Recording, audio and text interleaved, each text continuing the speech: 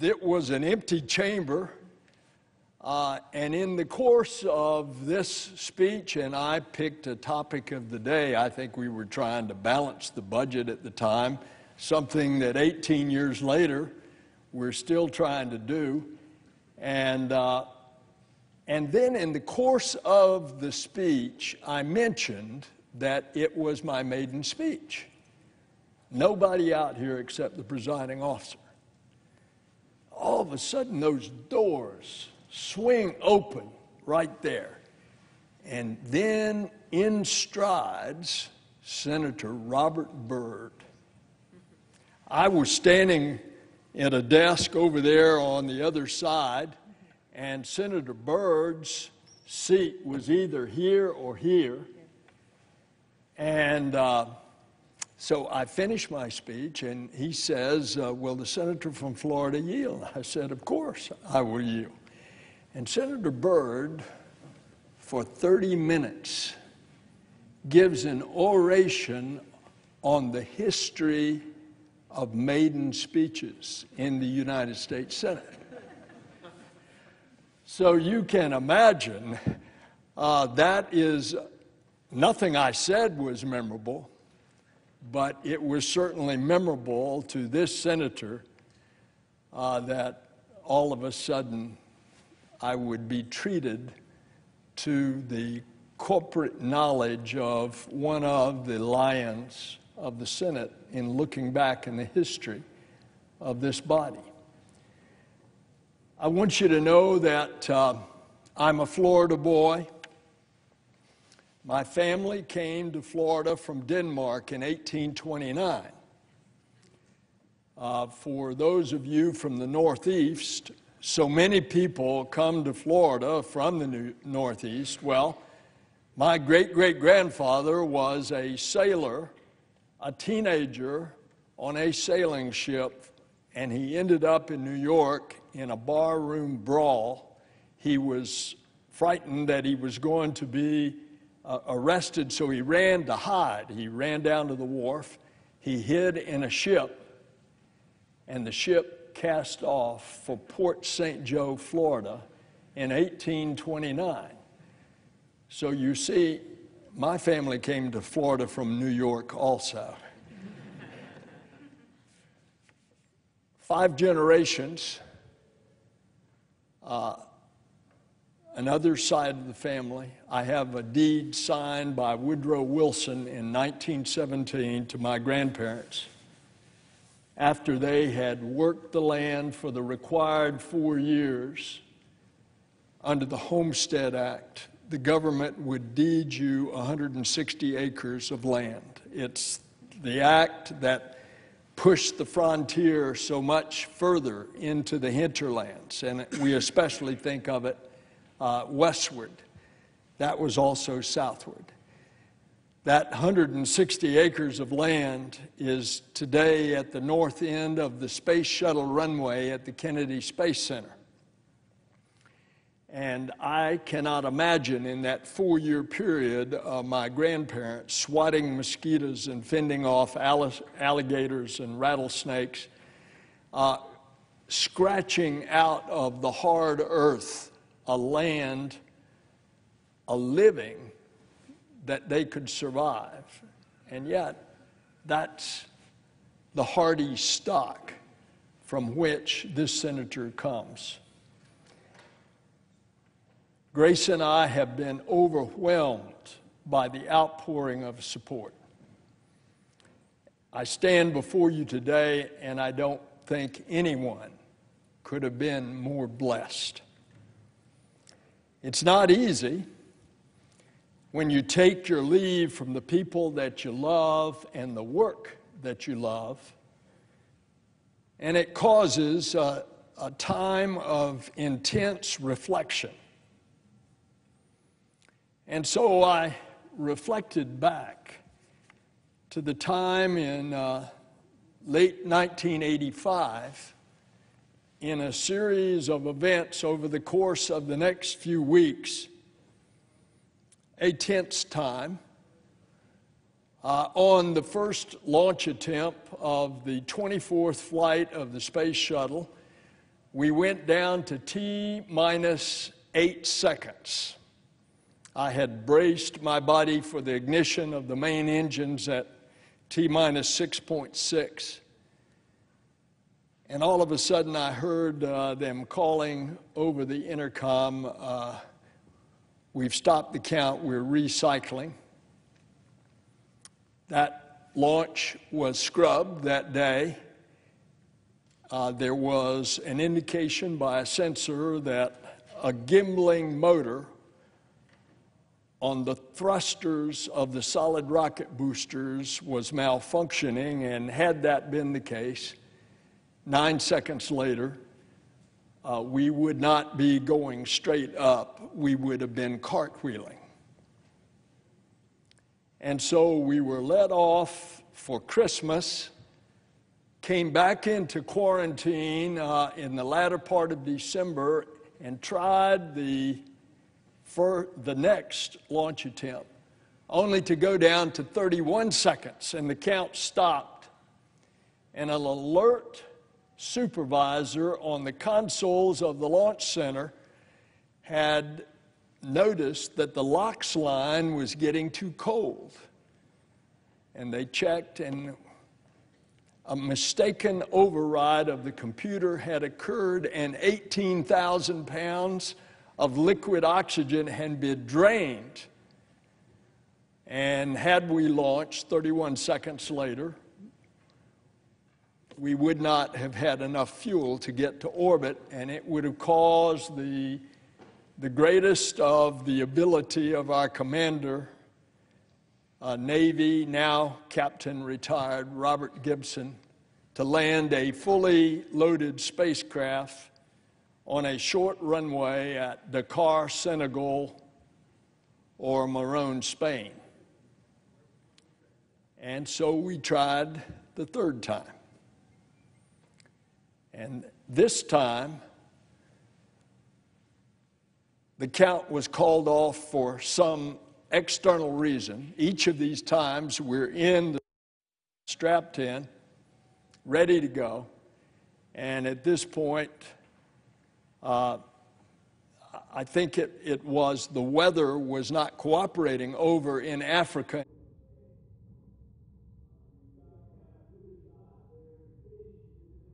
Transatlantic abort. And so it's called off. Well, what they found out that night when they drained the tanks, they found that a temperature probe on the ground support equipment had flowed through the oxygen line and flowed into the vehicle and was stuck in a pre-valve right next to one of the three main engines. Had we launched that morning, the fourth try, in this case the third try, we would have gotten to orbit, time for main engine cut off, and one of the three engines would not have cut off. It would have blown the rear end of the orbiter apart. And so now, a few days later, it's a Friday, we try for the fourth time. And this time we're in the middle of a driving Florida rainstorm. We run from the crew van to the launch tower to get into the elevator out of the pouring rain. We're strapped in, ready to go, waiting for a hole to punch through. And now the rainstorm has turned into a driving Florida lightning storm. And we're sitting on top of all that liquid hydrogen. And so they finally call off the launch, the fourth try. And the fifth try, Sunday morning, it's a beautiful day, we launch into an almost flawless 6-day mission, only to return to Earth, and 10 days later, Challenger launches and blows up high in the Florida sky. under circumstances of cold weather that almost exactly duplicated the first launch attempt back on December the 19th. Intense reflection. Why was I spared? Now, upon intense reflection, I think I'm beginning to see, because it has been the great honor of my life to serve our country and the people of Florida. First in the Army, then in the state legislature, then in the Congress, as state treasurer, and now 18 years in the Senate. I've tried to serve our country admirably and with integrity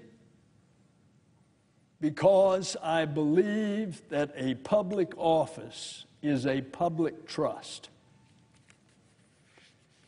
And through this journey, I have been so fortunate to have experienced so many unique corners of this country that all of us here love. I've seen the sunshine through the pine trees, the oaks, and the orange groves of Florida. I've hunted alligators and pythons in the Everglades. I've jogged the sands of just about every Florida beach, from Pensacola to the Keys. And of course, I strapped into 1 million pounds to launch to the heavens and to see our planet from a way that very few others have. You've heard me talk about that as I describe our environment and how beautiful this planet is from the window of a spacecraft. And of course, these experiences in this country, it's the American people, it's every one of us, it's our fellow citizens, the teachers, the soldiers, the factory workers, the moms, the dads, the students, the farmers. Those are the ones that have inspired me to dedicate a life to public service. And those folks have been my strength, as they are often your strength. It's the American people who have kept me going for the past 46 years of public service. And while I have experienced the highs and lows of serving in the Senate, it is often the small, unnoticed steps toward progress that have made this journey worthwhile.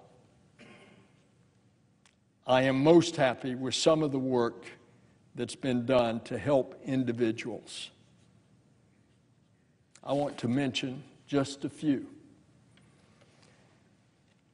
To Christine Levinson and her family, we've worked tirelessly to bring Bob Levinson home. I have come to this floor for 11 years and said that if Iran does not have Bob, they know where to find him. It's our responsibility to see that Bob, a man who served his country in the FBI for 30 years, is finally reunited with his wife and 7 children and his grandchildren. Another example, it's been a pleasure to work with Rochelle Ham of Jacksonville and the families of the 33 crew members of the El Faro who perished at sea when their cargo ship sank while sailing into the path of a hurricane in 2015. And as a result of that terrible tragedy, we were able to enact into law key maritime safety reforms, including requiring ocean-going vessels to be outfitted with distress beacons and equipment to locate lost seafarers. There are many ways to get things done around here, Sometimes it requires the bully pulpit and confronting people to correct an injustice. And you notice these, as I said, are often little things that people don't notice a lot. Take the case of Bob Peachhead Mitchell of Tampa, who was a part of the Negro League of Baseball.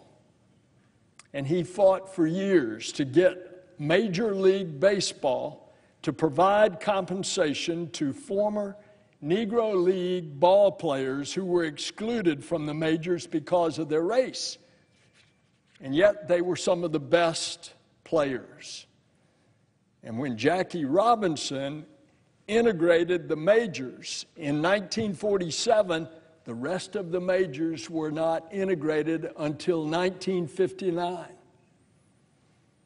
And all those Negro League players were still playing, and they never got the compensation.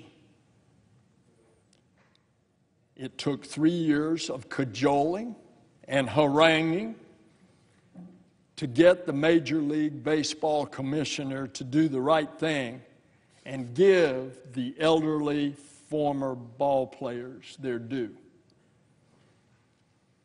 Then Sam Snow comes to mind, who for most of his life had paid a terrible price for the injustice done when the Army wrongfully convicted him and 27 other black soldiers participating in a 1944 riot in Seattle that resulted in the lynching of an Italian prisoner of war.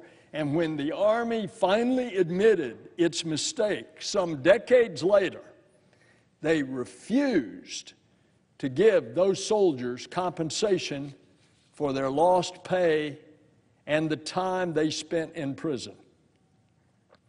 And once I heard about it, I kept on the Army until they paid the veterans their back pay plus interest. So we all deal in legislation. So as for the business of legislation, think about some of the things that we wrote. We in Florida wrote legislation protecting Florida's beaches, our tourism-driven economy, and our wildlife from the dangers of offshore oil drilling. We passed, the Democratic caucus, passed groundbreaking legislation that medically insured folks in this country, and that was 22 million Americans in this country, and in my state, over 1.7 million people. We ensured that they had health care and health insurance. And interestingly, because of the protection on pre-existing conditions, just in the state of Florida alone, 8 million people have pre-existing conditions, and they are now protected because of the law. And eliminating it also eliminated the lifetime caps on coverage. And you know the fights that we've had ever since we started that day in the Finance Committee, after the dog days of August when you couldn't have a town hall meeting in 2009 because of the disruptions. And we came in September in the Finance Committee and wrote that bill.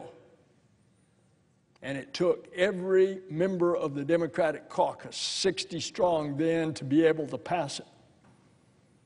And now millions and millions of people have health insurance that never had it before. And untold millions more that have a pre-existing condition are protected. We wrote the blueprint that has reinvigorated our space program and brought new space companies and high-paying jobs to our country and to Florida. In our lifetime, we are going to see humankind set foot on other celestial bodies beside the moon. And that legislation could not have been passed without a bipartisan effort. We fought to help folks get the resources they need to recover in the aftermath of major hurricanes that savaged people's lives and property. And we worked to make higher education more affordable by capping interest rates for student loans. And we've secured billions of dollars of funding for projects all over America to preserve the environment, and will help restore and is restoring Florida's environmental treasure, the Everglades. And the list goes on and on. But the setbacks temper the successes. We've seen constant attempts to disenfranchise voters and to make it more difficult for every American to have their voice heard at the ballot box. And then, of course, the court's 2010 decision opened the floodgates and allowed the wealthiest Americans to spend unlimited amounts of money to influence our elections and corrupt our democracy. And what has happened? What in the world has happened to civility and to humility in our nation's public discourse? Where are our servant leaders who seek to serve instead of being served? So we still have much work to do. We need now, more than ever, to focus on building the kind of relationships here in Washington that can solve the great problems that our nation faces. And I caution our colleagues, and I caution those who will join this body to resist the pulls of partisan acrimony and the forces that seek to divide us. Tribalism is our problem, and if not corrected, it's going to take our country down.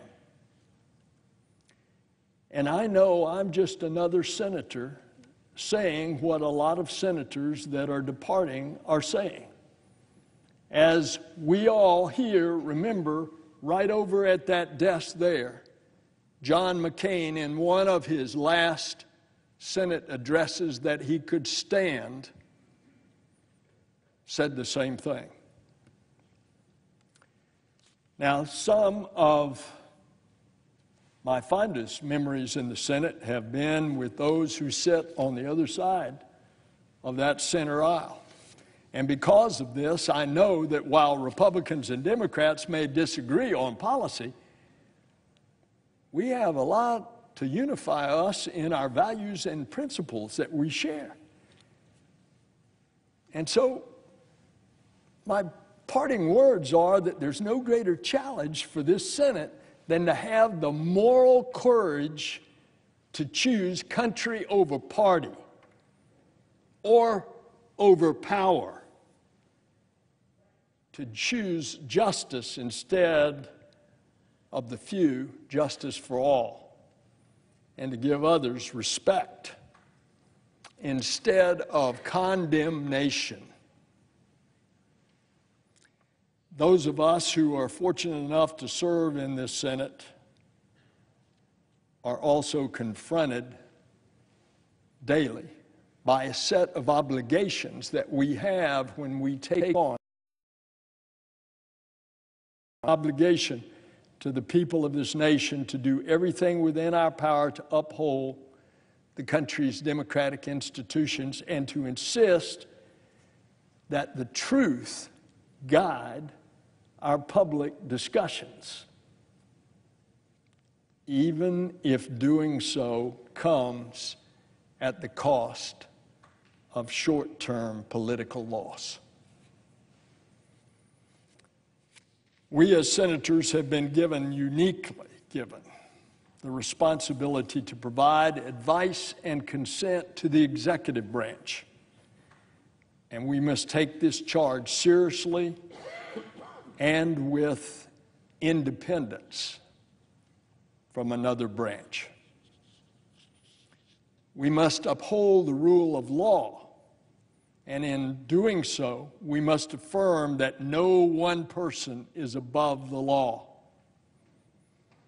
There are a great many challenges that our country faces, and I call upon all of those of you who serve in this Senate to act with moral courage when these obligations come calling in the future. As I depart, I'm putting my trust in you. I trust you to work on behalf of the countless numbers who do not have a voice in this chamber. I count on you to give a voice for our brothers and sisters in Puerto Rico who are long overdue for representation. I trust you'll fight to make health care more accessible and more cost-effective, to keep rigs off of our coast, and to make higher education more affordable for everyone. And I trust you'll work to protect our environment from pollution and to continue the restoration of our Everglades. And above all, I trust you act with integrity to unite Americans for the common weal. To the people of America, you in this Senate must be a beacon of light in a time when it seems that darkness is increasingly gathering in our politics. You must remember that your voices and your actions will face and help shape the future. You have the power to make our discourse more civil and to create change. Now, to our staff, both in the office and the Commerce Committee, you all are like family. You're like family to Grace and to me, and I'm grateful for the work that you do day in and day out for the people of Florida. You are all hardworking, you're dedicated, you're loyal public servants. None of what we do around here would be possible were it not for each of you. Madam President, I request a list of all staffers who've been a part of our Senate family over these 18 years be entered into the record. Without objection.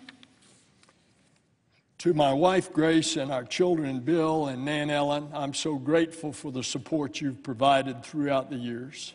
The journey has been a joy. I leave this Senate today filled with hope for the future and the fondest memories of my fellowship with great friends here. But I admit, it is hard to leave the friends and the work that I love. I intend to keep fighting for all that I've talked about in this short final speech, and I intend to keep fighting for Florida. When it comes down to it, I'm just a country boy who loves serving my state and our country for all of my life. It's been an incredible honor. Madam President, I yield the floor.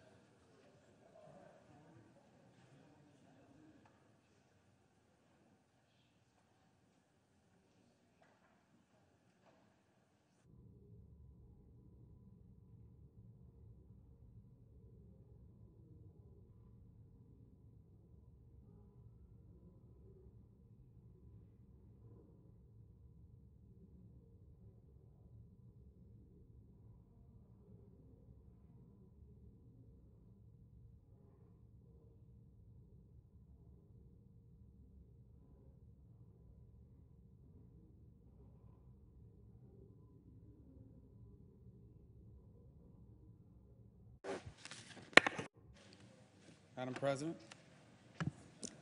Senator from Florida. Madam President, we've just heard the words of the senior senator from my state, and I wanted to just take a moment because it reminds me of a truthism that came to mind as I heard him speak, and I reflect back on our almost 8 years of service here together now. You know, political divisions have existed in our country since its very beginning.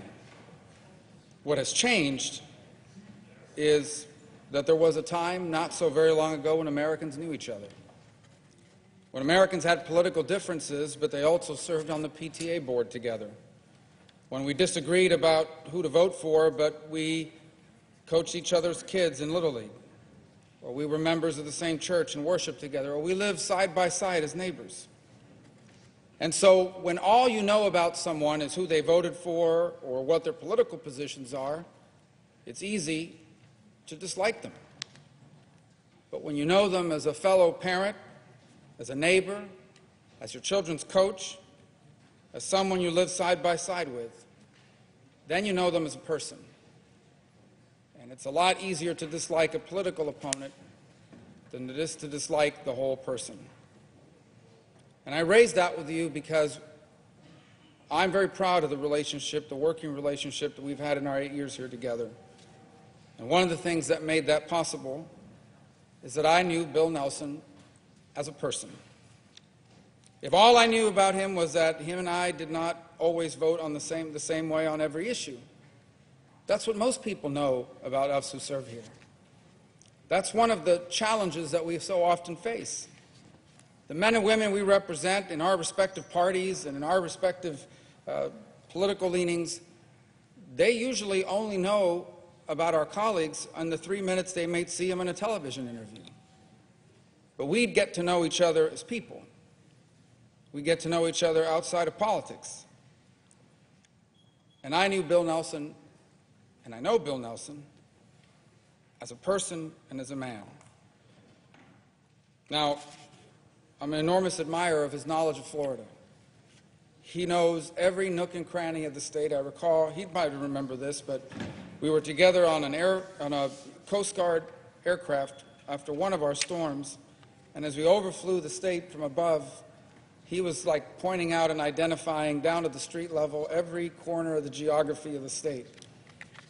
And I remember thinking, I've been in Florida politics for a while. I know the state fairly well. And he knew it down at the street level.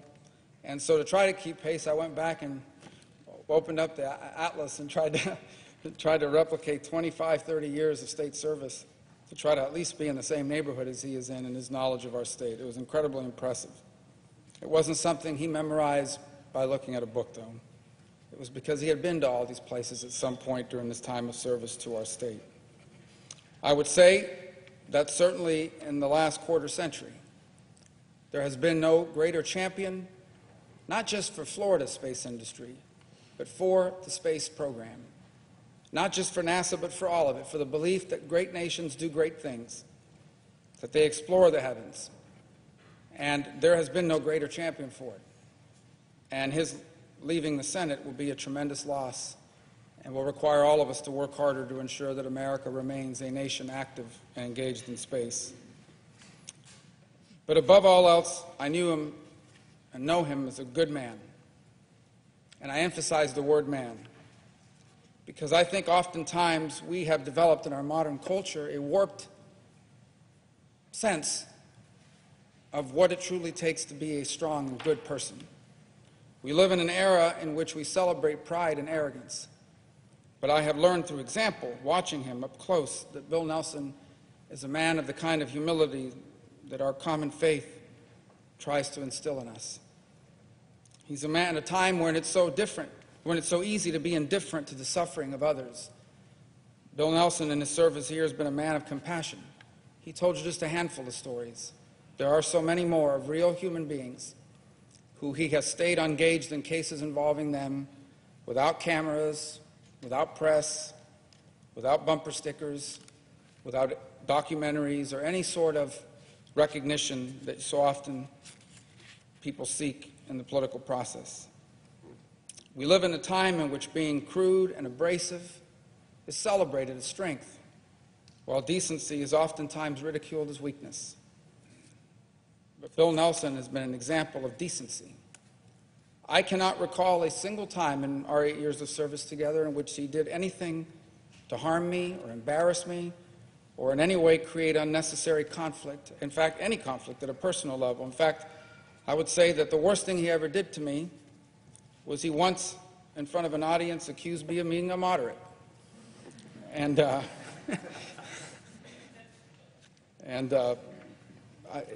it goes further than that.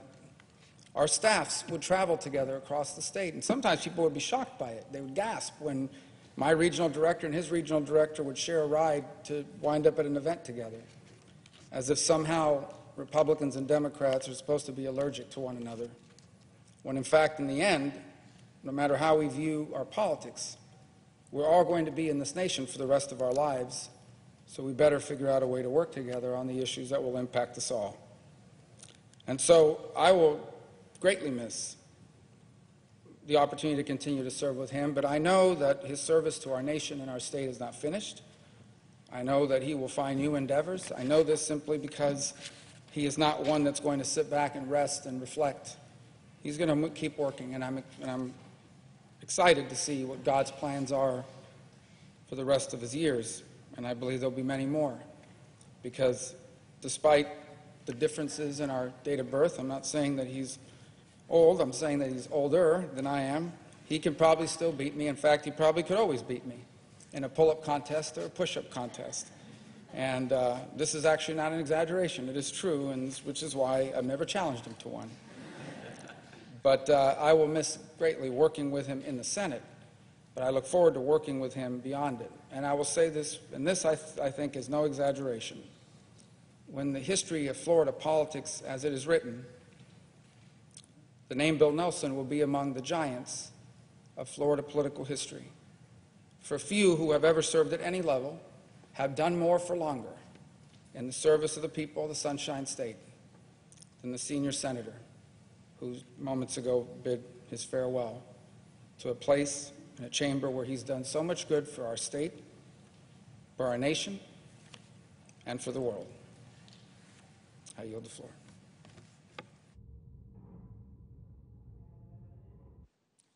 Senator from Minnesota. Madam President, I rise to honor our friend Bill Nelson. As a member of the Commerce Committee, I've been able to see firsthand his leadership, and I've learned a lot from him. I think we all heard his heartfelt remarks about what he loves. He loves the service. He loves Grace up there and his family. He loves his staff, and he loves everything about the state of Florida. And service for him was, of course, service in the Army, and service as an astronaut, and service in the state government, in Congress, and in the U.S. Senate. And I first met Bill in Minnesota. I'm not sure he remembers this, but I do, because it was like one of the first senators I met outside of a Minnesota senator, and he came to help my good friend Paul Wellstone. And I remember what struck me immediately about him was how kind he was and how warm he was. Now, part of that, of course, the warmth was that he was bringing from Florida. And our states have, maybe you wouldn't think, a lot in common, but what you might not know, Madam President, is there are entire beaches in Florida filled with Minnesotans in the winter months, perhaps even entire towns. But in this point, he had come to our state. So it was no surprise then when I first got elected and we got to Washington that Bill and Grace were so welcoming to our family. They got me involved in the prayer breakfast, which has meant a lot to me through my years in the Senate. It has been such a comfort, and I've gotten to know so many people, really because of their encouragement. I've gotten to know Bill's leadership firsthand, as I mentioned, on the Commerce Committee. I was talking to his staff about all the things we did on that committee. I see Senator McCaskill here, who also served with us, Senator Thune, the chairman. I remember when Bill took on the lead in toys, so we both did that together. I remember him taking on all kinds of consumer issues time and time again, 911 systems, fraud and abuse, taking on the issues that matter to people in their daily lives. And then bigger things, modernizing our space program, our aviation policies, responding to disasters, climate change. I remember once he said this, "I have seen the blue brilliance of the earth from the edge of the heavens, and I will fight on to save this planet." But what I most will remember Bill by is his incredible marriage to Grace, at a time when it's not easy to be in the Senate and make sure you keep your relationship strong. And Grace, of course, was in leadership in her own way in the Senate Spouse Clubs. And when I was down there a few months ago, Grace told this really nice story when we were in Jacksonville about how my daughter had played piano at Grace's encouragement when they had the Senate Spouse event, and they smartly had decided to have kids of senators perform. I remember it a different way.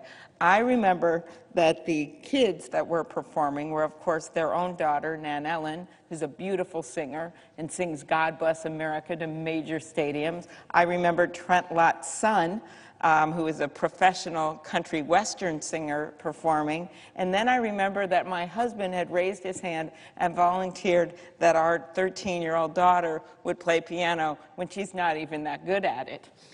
We got to the event, all the senators are there, and Grace is just smiling like we're about to